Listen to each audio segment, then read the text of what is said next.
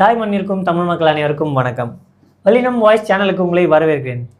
நல்லுள்ளம் கொண்ட தமிழ் சொந்தங்கள் அனைவருக்கும் வணக்கம். இப்போ ஒருத்தர் மாஸ்டர்னு சுற்றிட்டு இருப்பார். மாஸ்டர் படத்துலேயும் நடிச்சிருக்கிறாரு. அவர் பார்த்தீங்கன்னா வாண்டடாக வண்டியில் இருக்கிறார் வாயை கொடுத்து. ஸோ அவரை போட்டு எல்லோரும் பொழந்துருக்கிறாங்க. நம்மளும் மட்டும் ஏன் விடுவானே, நம்மளும் போட்டு போவோமே, நம்மளால் முடிஞ்சது நம்மளும் செய்வோமே அப்படின்னு தான் இன்றைக்கி அவரை வச்சு செய்யலான்னு வந்திருக்கோம். ஸோ கேள்வியெலாம் கேட்கக்கூடாதுங்க. ஆட்சி செய்கிறவங்களை கேள்வியே கேட்கக்கூடாது. அதுவும் அந்த விஜய் ஆட்சி செஞ்சுட்டா அவர் கேள்வி கேட்கவே கூடாது அப்படின்னு சொல்லியிருக்காரு. இந்த கரண்ட் கட் விஷயத்தில் பார்த்தீங்கன்னா உங்களுக்கு தெரியும், நம்ம சென்னையில் தமிழ்நாட்டில் அங்கங்கே கரண்ட் கட் ஆகிடுது. அது முக்கியமாக ராத்திரியில் கரண்ட் கட் ஆகுது, தூக்கம் போகுது, குழந்தைங்களுக்கு அது ஒரு பிரச்சனையாக இருக்குது. ஸோ அதை பற்றி ஒரு கேள்வி கேட்கும்போது, இப்போ கேள்வி கேட்டால் மட்டும் கரண்ட் வந்துடுமா என்ன? எல்லோரும் சோலார் சிஸ்டம் யூஸ் பண்ணுங்கள். சோலார் சிஸ்டம் எதுக்கு கண்டுபிடிச்சி வச்சுருக்கான்? அது அவர் இஷ்டத்துக்கு வாயில் வந்த மாதிரி வளர்றாரு மாட்டுன்னு. கேள்வி கேட்டால் பதிலே வராது. ஆனால் இவர் மட்டும் சோலார் பேனலுக்கு சோலார் சிஸ்டம்னு சொல்லியிருக்காரு. அது ஒரு பக்கம் இருந்தாலும் அந்த ப்ளக்கை பற்றி சொல்லுங்கள். நீங்கள் கொஞ்சம் இன்ஜினியரிங் படிச்சிருக்கிறதுனால நீங்களே சொல்லுங்கள். அது சோலார் பேனல்லேருந்து பேட்டரியில் கனெக்ட் பண்ணி மோட்ரு சுத்த பண்ணு, அதெல்லாம் கரெக்ட் தான். சோலார்லேருந்து கரண்ட் வரும், அதை நம்ம டிசி கரண்ட்டாக டைரெக்டாக யூஸ் பண்ணிக்கலாம். ஆனால் கரண்ட்டு போகிறது ராத்திரியில் தான் அதிகமாக. பகலில் ஃபேன் போட்டு பகல்லலாம் கரண்ட் சப்ளைலாம் ஒழுங்காக தான் கொடுக்குறாங்க. உங்கள் மின்வளத்துறை அமைச்சர் சிடி நிர்மல்குமார் ராத்திரியில் தான் தூங்கும் போது அவரும் எதுக்கு கரண்ட் வேஸ்ட்டா அப்படின்ட்டு கட் பண்ணிடுறாரு. என்ன கொடுமைனா, பேட்ரி ஸ்டோரேஜ் பண்ணி யூஸ் பண்ணலாம். நீங்கள் கேட்கலாம் ஆடியன்ஸ், பேட்ரி இருக்கேப்பா, இன்வெர்டர் இருக்கேப்பான்னு. பேட்ரி இருக்குது, காசு யார்கிட்டையும் இல்லையே பேட்ரி வாங்குற அளவுக்கு. இப்போ பேட்ரி என்ன பாருங்க, விஜய் அவர் சொந்த பணத்துலேருந்து எடுத்து அவர் கொடுப்பார். ஏன்னா அவர் அண்ணன் செய்வார்ல, அப்படி தானே சொல்கிறாங்க.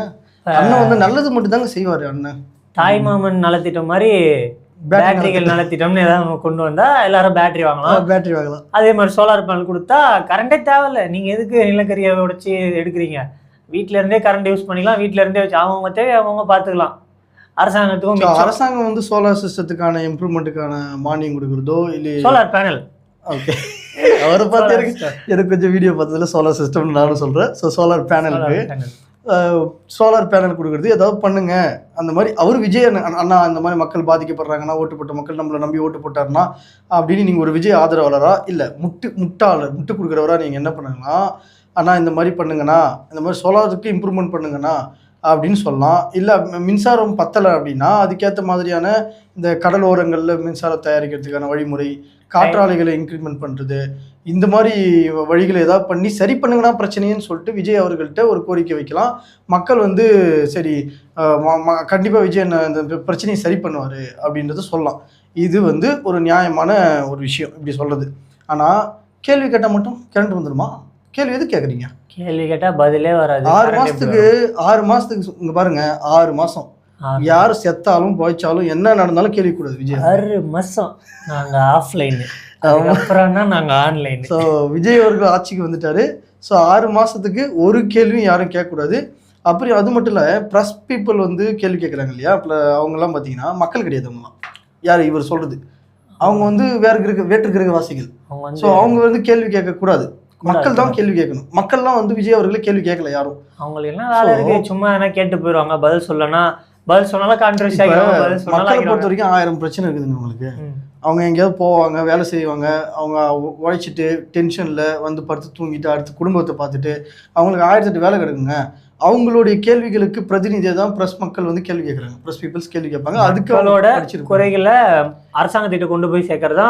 அதே மாதிரி அதில் ஒரு சில பேர் அதில் பார்த்தீங்கன்னா ஒரு சில பேர் கொஞ்சம் இடக்கு மடக்காக கேள்வி கேட்கலாம். ஒரு சில பேர் அப்படியே எதிர்கட்சிக்கு சப்போர்ட்டாக ஒரு கட்சிக்கு சப்போர்ட்டாக கேள்வி கேட்கலாம். உயிரோடு இருக்கும் உடன் பிறப்புகள் நீட்டி இதெல்லாம் ஒரு சில பேர் கேள்வி கேட்கலாம். அதையும் சமாளிக்கணும். சமாளிக்கிறவன் தான் தலைவன். ஒரு கட்சிக்கு தலைவன், மக்களுக்கான தலைவன். ஒரு அரசாங்கத்தை ஆள்றாரு அப்படின்னும் போது, ஒரு ஆட்சி செய்கிறாருன்னா அதையும் தான் சமாளிக்கணும். ஆனால் ப்ரெஸ் பீப்புள்லாம் அவங்களுக்குலாம் நான் ஓட்டு இருக்காங்க, அவங்களாம் ஓட்டே போடலையே.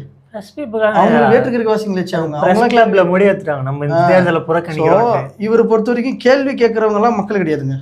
விஜய் ஆதரிக்கிறாரா, இப்போ இவர் முட்டு கொடுக்குறாரா, இவர் தூக்கி பிடிக்கிறாரா, இவர் ஜெயிஞ்சப் தட்டுறாரா, இவர் மக்கள். அதே மாதிரி இப்போ நம்மளாம் மக்கள் கிடையாது.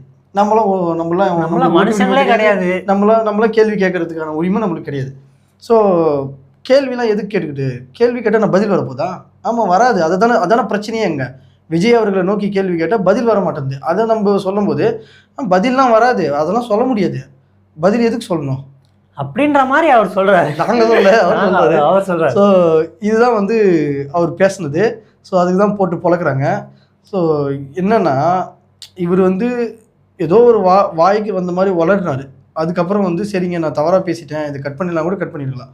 ஆனால் இது அப்படியே போட்டுக்கிறாங்கன்றது எனக்கு என்னென்னா இதெல்லாம் நெகட்டிவ் பப்ளிசிட்டிக்காக பண்ணுறதுங்க. இவர் ஆல்ரெடி மாதிரி வந்து என்னை அதை பண்ணிட்டாங்க, என்னை இதை பண்ணிட்டாங்க, என்னை சினிமா துறையிலே நடிக்க விட மாட்டுறாங்க,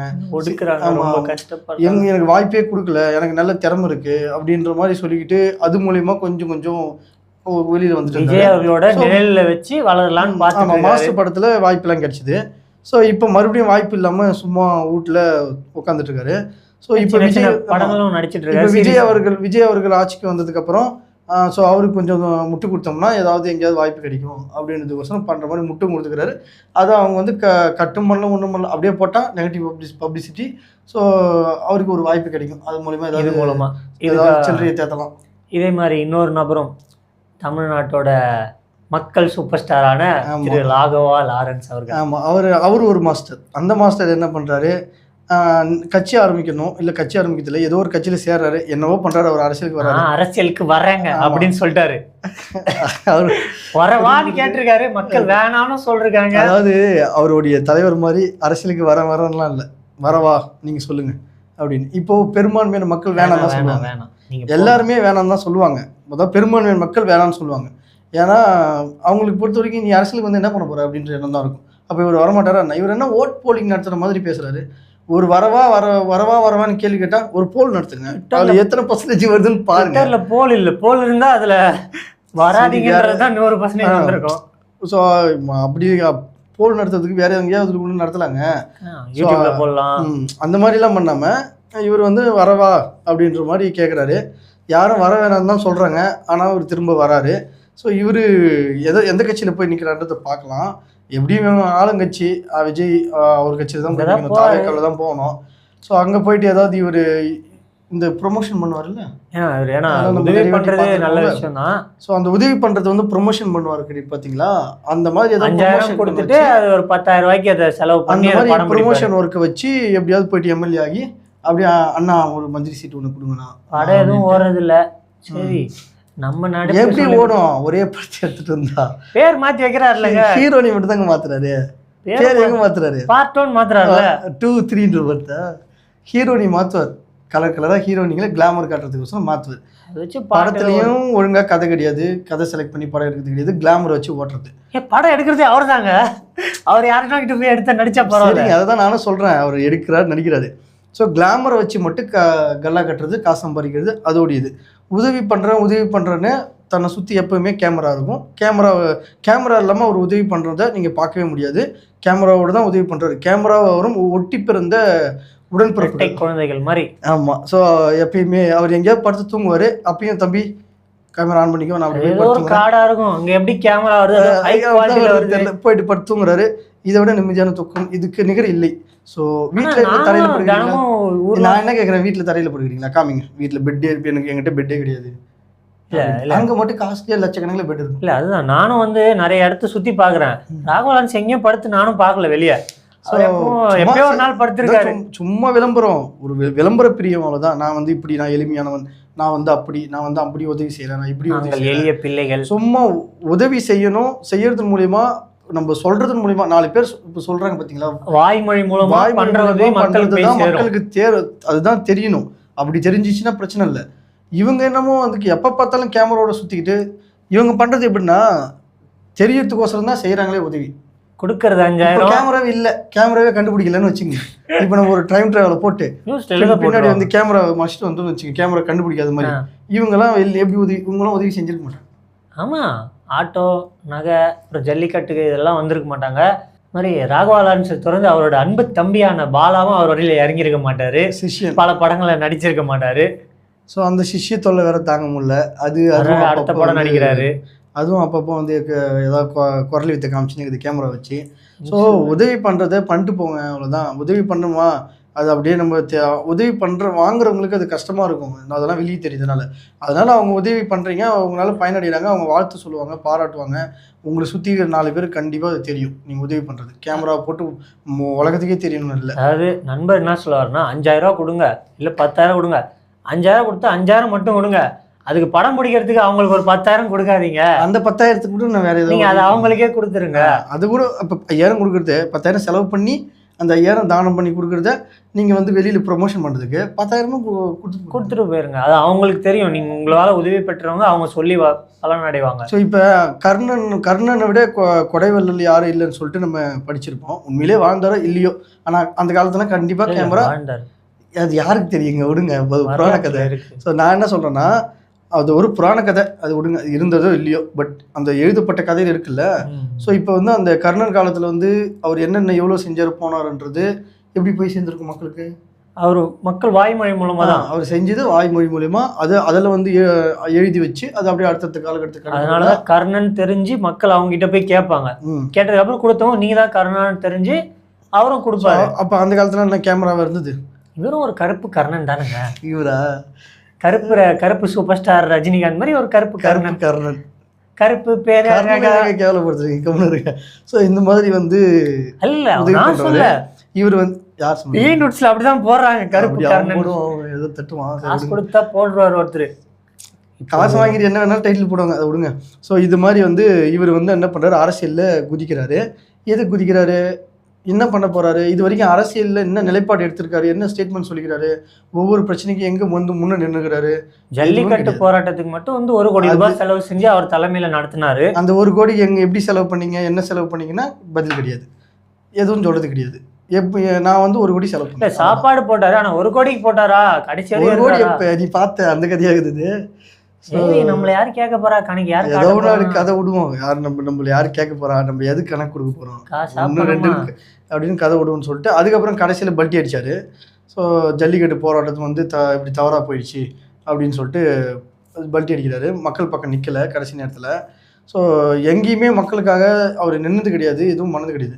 4 உதவி பண்ணுறேன்னு சொல்லிட்டு கேமரா வச்சு ப்ரொமோஷன் பண்ணிட்டு இருந்தவர் திடீர்னு அரசியலுக்கு நான் குதிக்கிறேன், நான் அங்கே கேட்டேன், இங்கே கேட்டேன், அம்மா கிட்ட கேட்டேன், நான் வந்து எல்லார்ட்டையுமே கேட்குறேன், அதே மாதிரி மக்கள்கிட்டையும் கேட்குறேன், நீங்கள் சொல்லுங்கள் நான் வரட்டுமா வர வேணான்னு.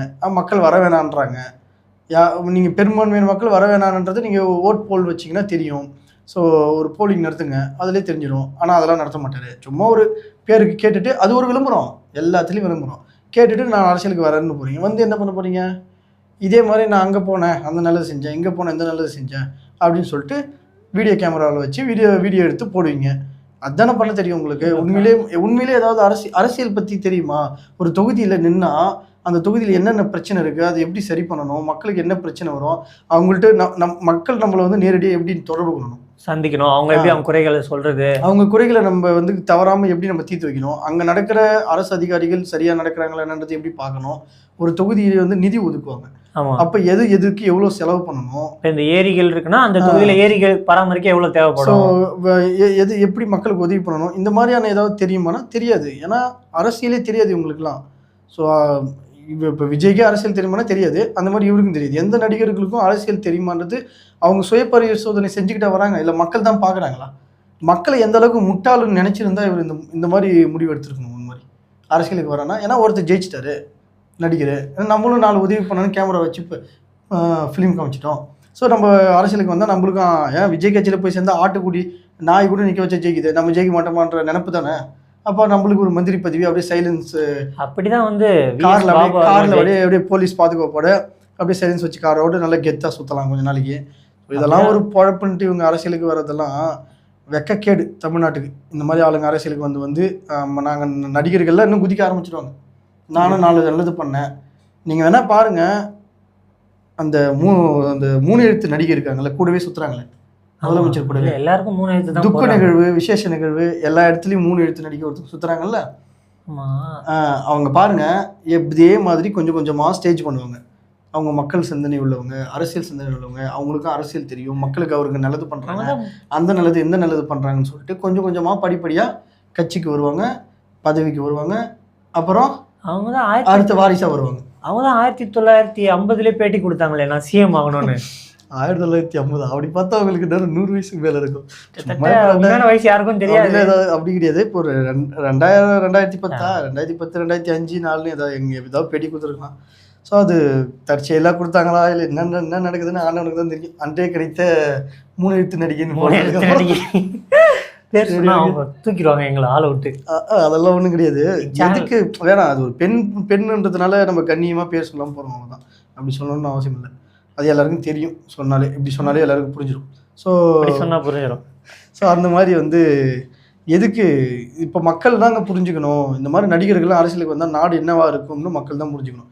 ஏன்னா இவங்களுக்கு அரசியல் தெரிஞ்சு அவங்க அரசியலை செயல்பட்டு ஊறி ஒரு போராட்டம், அதாவது எப்படியுமே ஒரு அரசாங்கம் ஆளுங்கட்சி இருக்கும்.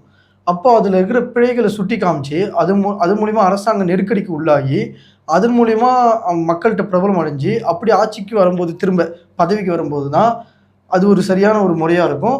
அப்படி மக்கள்கிட்ட பிரபலம் அடைஞ்சு வர்றது தான் கரெக்டு. சும்மா கேமரா வச்சுக்கின்னு ஃபிலிம் காமிச்சிட்டு வர்றதுலாம் இது இப்படியே போச்சுன்னா நாளைக்கு யார் வேணாலும் வரலாம். நடிகர்னு ஒரு 4 படம் நடிச்சுட்டு வந்துடுவான். அவனுக்கு என்ன அரசியல் தெரியும்? ஸோ மக்கள் தான் புரிஞ்சுக்கணும், நீங்கள் தான் புரிஞ்சுக்கணும். சும்மா இவங்களெல்லாம் தூக்கி இவங்கெல்லாம் நின்ட்டாங்கன்னு சொல்லிட்டு ஓட்டு போட்டு ஜெயிக்க வச்சிங்கன்னு வச்சுங்க, நாடு கண்டிப்பாக நாசமாக போகும். அது நீங்கள் கண் கூட பார்ப்பீங்க. நீங்கள் ஜெயிக்க வைங்க. உங்களுக்கு கண்டிப்பாக திராவிட அரசுகள் மேலே உங்களுக்கு வெறுப்பு இருக்கும். திமுக மேலே, அதிமுக மேலே இத்தனை வருஷங்கள் என்ன பண்ணிட்டாங்க இவங்க அப்படின்ற வெறுப்பு கண்டிப்பாக இருக்கும். திராவிட அரசியல் மேலே, திராவிட கட்சிகள் மேலே. ஸோ அதுக்காக ஆல்டர்னேட்டாக பண்ணுறதுக்கு கரெக்டு தான் ஆல்டர்னேட்டு. ஆனால் இவங்க பக்கம் போயிட்டு இந்த மாதிரி நடிகர்கள் பக்கம் போய் ஓட்டு போகிறதெல்லாம் அது ஆல்டர்னேட் கிடையாது. அது இதை விட மோசமாக கண்டிப்பாக மாறும். அப்படியே தான் நடக்குது. இப்போ காப்பி தான் நடக்குது. அங்கே திமுக அப்படின்றதுக்கு போல தாவேக்கா இருக்குது, அவ்வளோதான். வேறு என்ன நடந்துச்சு இல்லை சொல்லுங்கள்? வேறு எந்த மாற்றமும் இல்லை. அப்படியே கூட்டணி கட்சிகள் அவங்கெல்லாம் என்ன அப்படியே வாஷிங் மிஷினில் அப்படியே போயிட்டு தாவேக்கா வாஷிங் மிஷினில் போயிட்டு அப்படியே சுத்தம் பண்ணிட்டு வந்துட்டாங்களா? ஸோ இந்த மாதிரி தாவேக்காவுக்கு போயிட்டாலே எல்லோரும் நல்லவங்களாம் கிடையாது. ஸோ ஒரு நடிகர் கட்சி ஆரம்பித்து எப்படியோ ஆட்சியை பிடிச்சிருக்காரு. கண்டிப்பாக நல்லது நடக்கும் அப்படின்னு மக்கள் நம்பி போட்டிருக்காங்க ஓட்டு. ஆனால் நடக்குமான்றதை பார்க்கலாம். கண்டிப்பாக தவறு நடந்துக்கிட்டே தான் இருக்குது தொடர்ந்து. இந்த மாதிரி தவறு நடக்கும்போது முட்டு கொடுக்குறதுக்கும் முளைச்சி வராங்க. ஸோ அவங்களையும் போட்டு மட்டம் தட்டுவோம். தம்பி இப்படிலாம் முட்டு கொடுத்தா போட்டு பொழப்போம், அப்படியே கப்சிப்புன்னு இருக்குன்னு சொல்லிட்டு அடைக்க வைப்போம். அதே மாதிரி நடிகர்கள் திரும்ப திரும்ப நம்ம விஜய் வந்துட்டார், அப்போ நம்மளும் கொஞ்சம் ப்ராப்ளமாக இருக்கணும், நம்மளும் எம்எல்ஏ மந்திரி ஆகலான்ற ஆசையில் விடுவாங்க. அவங்களையும் முளையிலே கிள்ளி எறிவோம். ஸோ மக்களும் இதுக்கு கொஞ்சம் உஷாராக இருங்க. இவங்களுக்கெல்லாம் ஆதரவு கொடுக்காதீங்க. இவங்கெல்லாம் வந்தால் ஓட்டு போட்டுறாதீங்க, உஷாராக இருங்க. அதாவது நாடாளத்துக்கு நடிகராக இருந்தால் மட்டும் தகுதி வராது. அவங்களுக்கு நல்ல எண்ணம் இருக்கணும், உண்மையிலே மக்கள் பணி செய்யணும்னு அவங்க மனசார செஞ்சாங்கன்னா, உண்மையிலே நலனுக்காக பண்ணுறாங்கன்னா அவங்கள தேர்ந்தெடுத்து மக்கள் வாக்களித்து அவங்கள பதவியில் அமர்த்தணும்னு சொல்லி கேட்டுக்கொண்டு இந்த காணொலியை முடிச்சுக்கிறோம். நன்றி.